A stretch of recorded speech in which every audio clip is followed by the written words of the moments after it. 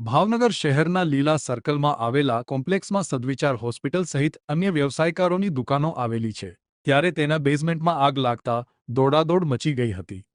સ્થળ ઉપર ફાયર સહિત પોલીસ કાફલો ઘટના સ્થળે પહોંચીને બેઝમેન્ટમાં લાગેલી આગ બુઝાવી હતી। ઘટનામાં કોઈ જાનહાનિ થવાની નથી, જો કે આગના પગલે ધુમાડાના ગોટેગોટા નીકળી રહ્યા હતા, જેથી સદ્વિચાર હોસ્પિટલના સંચાલકો દ્વારા સુરક્ષાના ભાગરૂપે દર્દીઓને અન્ય હોસ્પિટલમાં ખસેડવામાં આવ્યા હતા। ત્યારે મહાનગરપાલિકાના અધિકારીઓને વિનંતી કરી હતી કે અહીંયા જે આગ લાગી છે તેમાં હોસ્પિટલના કપડાં અને કેટલાક ચોપડા હોય તેમાં આગ લાગી હોવાનું જાણવા મળ્યું છે। આથી બેઝમેન્ટને ગોડાઉન તરીકે શહેરમાં ઉપયોગ કરવા દેવામાં ન આવે તેવી વિનંતી કરી છે।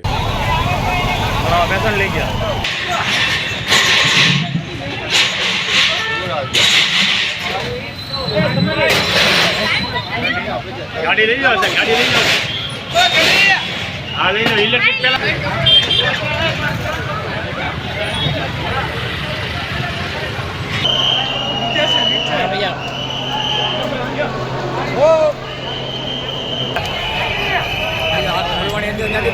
હોલવાની ગતિ હતી, આગ નીચે બે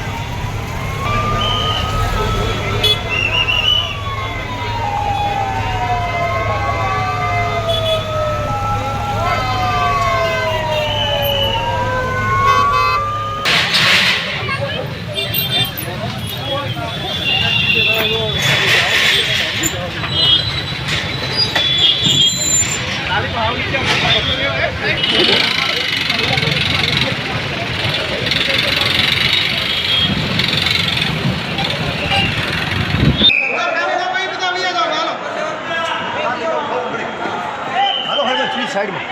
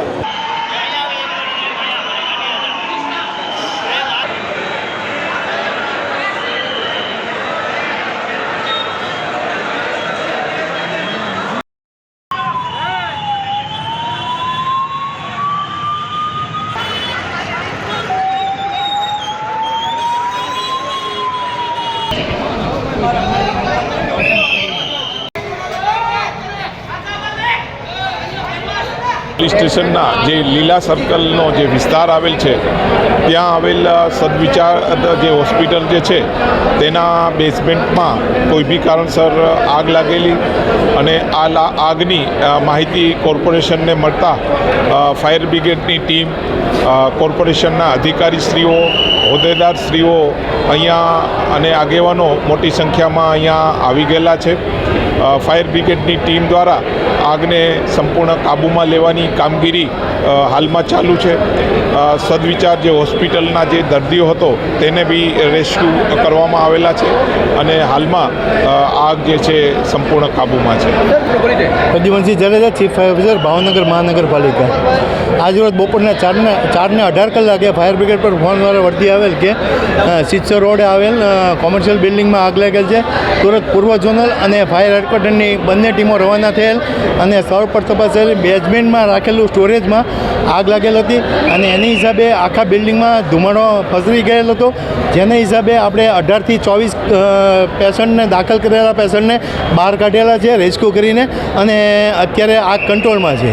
કાળિયાબીડ ખાતે લીલા સર્કલની નજીક આવેલ આલેખ કોમ્પ્લેક્સની અંદર પાર્કિંગમાં જે આગ લાગવાના સમાચાર મળ્યા એટલે તાત્કાલિક ફાયર બ્રિગેડને અને પોલીસ તંત્રને આ વિશેની જાણ કરવામાં આવી છે.